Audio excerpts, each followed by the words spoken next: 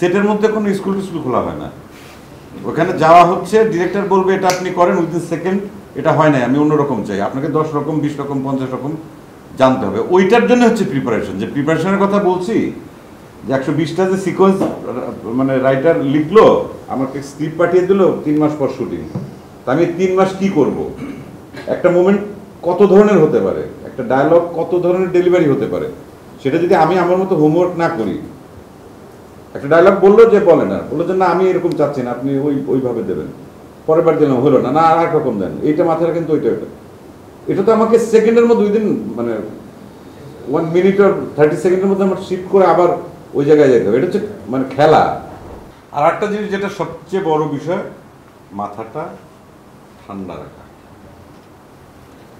একদম একদম কুল। সেটে যে অনেক কারণে উত্তেজনা তৈরি হয় নিজের মধ্যে, অনেক সময় সিকোয়েন্স পড়তে পড়তে। কাকে বলতে ঠান্ডা রাখতে, অ্যাক্টরের নাকি ডিরেক্টরকে? অবশ্যই ডিরেক্টরদের। ডিরেক্টরের মাথা গরম থাকলে অ্যাক্টরের মাথা ঠান্ডা থাকবে না তো।